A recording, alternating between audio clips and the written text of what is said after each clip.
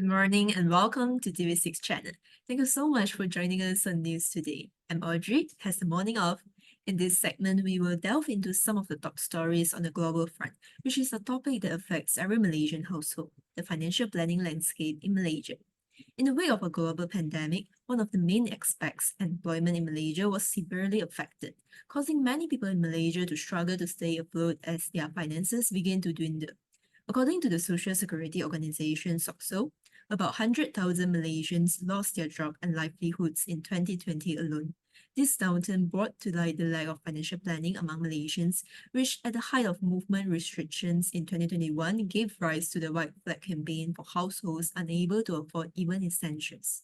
Despite this downturn, Malaysia regained its pre-pandemic structure and exceeded its 2019 real GDP by over 6%. However, the recovery did not erase the financial challenges faced by many Malaysians. It has found profound implications on our economic and financial landscapes, especially for our citizens concerning personal financial planning. We have gathered statistics on one of the major aspects of personal financial planning, that is retirement planning, which had a worrying trend. A recent survey highlighted that 80% of workers in Malaysia say that their financial situation is preventing them from retiring as early as they want. Given their current circumstances, 39% of respondents mentioned that they expect to work beyond the statutory minimum retirement age of 60 years old in Malaysia. Additionally, approximately 1 in 3 Malaysians, which is 32%, say that they are delaying their retirement to help cope with the rising cost of living. Therefore, in the post-pandemic era, we witness how unforeseen events can impact our life. The pandemic highlighted the need for Malaysians to have a robust financial plan in place, from emergency funds to long-term investment. Malaysians have also found themselves reevaluating their financial priorities. To bring us an insight into how people are managing their finances in the current times, we are delighted to have the opportunity to have a student from University Malaya share with us her experience and thoughts on personal financial planning.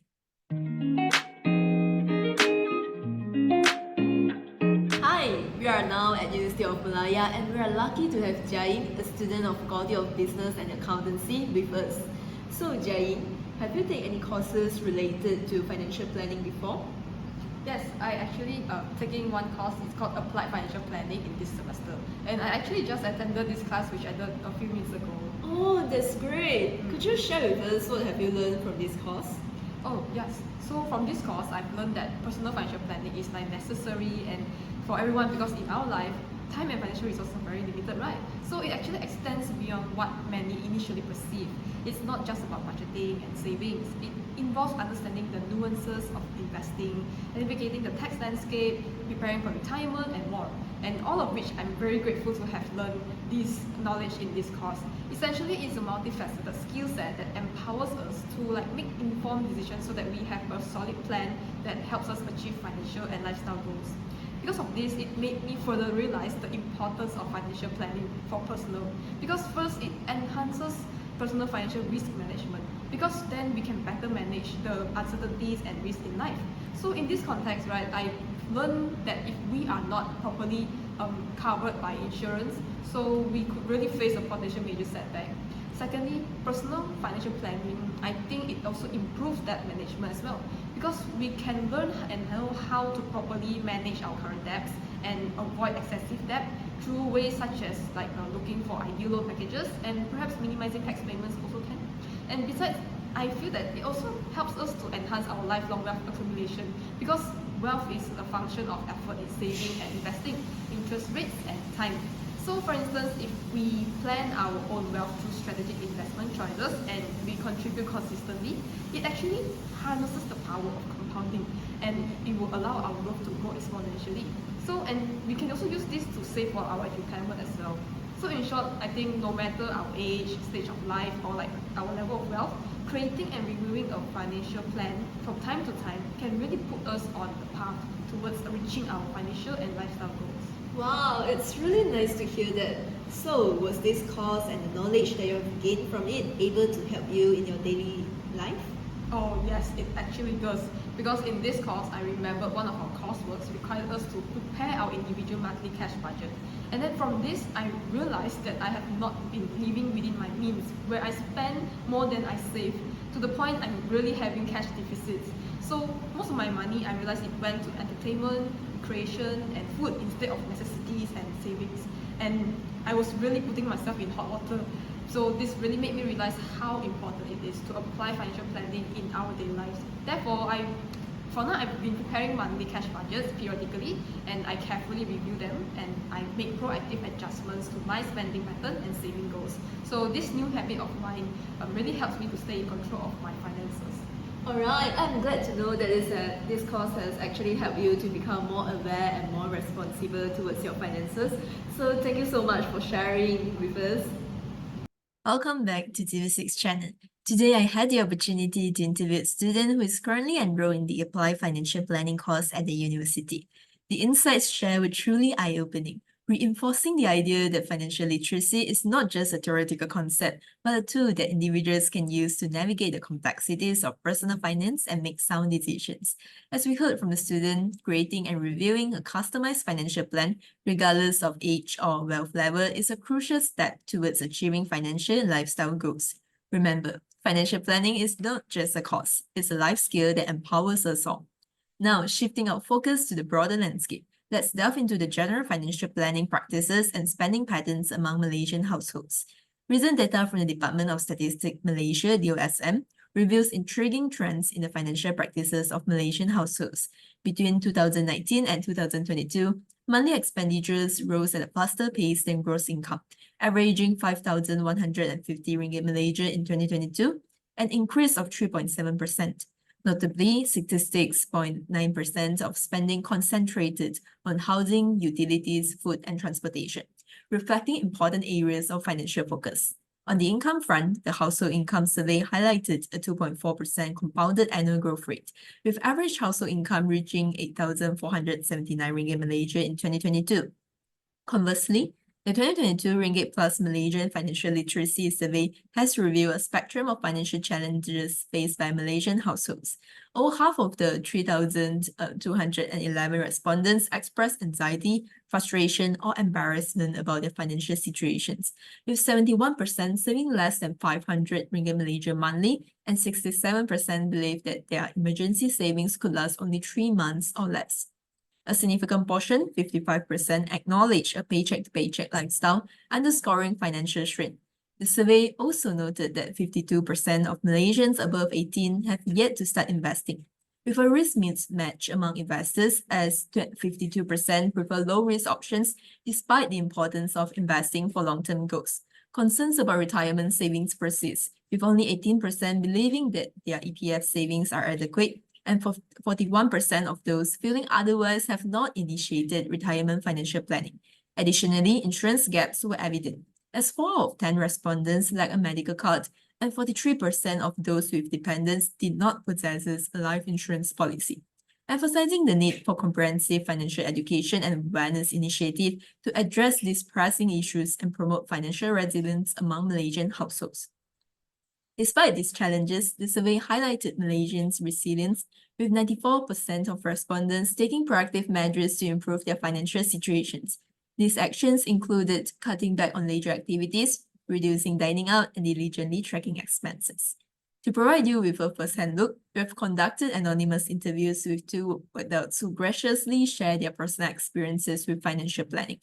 This conversation provides valuable insights into the diverse financial practices and spending patterns that exist within our community. Let's dive into it. Hi, I'm a working adult from B40 Group and I earn about 4,500 monthly. I sometimes work as Grab car driver during my free time to earn some extra whatever possible. To me, the biggest monthly expenses are related to housing. I'm living in a small apartment with my family where I am financing my housing loan and the interest payment are really high. I constantly monitor our usage of electricity, of water to keep our utility bills low. We don't turn on the light during daytime and we set timers for aircon when sleeping. As I also work as Grab car driver, the high fuel costs also add to my expenses. Besides me, my family always cook our meals at home. We could spend less on food because the ingredient can be bought at cheaper prices. Basically, we just spend on necessities and save up as much as we can. I also don't have any financial plans like making investment. As far as I know, those investment funds require minimum amount. For example, some fixed deposit require at least 1,000 to open a FD account and can only earn very little interest no matter how long you keep inside FD accounts. So I prefer to use that 1,000 in my family daily expenses than to keep them in the FD. I also have a child who graduated from high school this year. Due to financial situation, my child decided to apply for Malaysian matriculation program to further his studies. Once he successfully enrolled into public universities, we will apply for an education loan from PTPTN. It costs much lesser that way, and he could have some government assistance like monthly allowances he could receive during matriculation days to support his living expenses. We basically live on day-to-day basis. We don't actually have the luxury and capability to plan for bigger picture like investing in government fund, etc. We are already grateful to be able to have a roof over our heads and food on our tables. Hello, I'm 52 years old this year, working a corporate job that earns approximately 100,000 ringgit per year. Regarding my spending habits, I usually dine in at restaurants with my family rather than cooking at home or ordering takeout because we don't really have the time to prepare our meals at home. Apart from that, I think our household utility bills are quite high too because of the constant use of electronic items and aircons. I would say that our lifestyle requires a lot of technological items, so our utility bills are on the higher end. And we also spend on our furniture and household maintenance to ensure all household items are in good condition and that we can maintain our standard of living. Well, despite being part of the T20 group, financial planning comes with its own set of challenges. One is the complexity of managing multiple income streams. For example, I had investments in funds such as ASM, which is a unit trust fund that pays dividend. I also top up my EPF voluntary contribution to earn more interest. And the reason why I invested in ASM in the first place is because it has a better return compared to EPF in the earlier years, but lately EPF has outperformed ASM, especially in the recent 3 years. So because of this, I'm now thinking of other ways to put my money in places that can offer stable returns.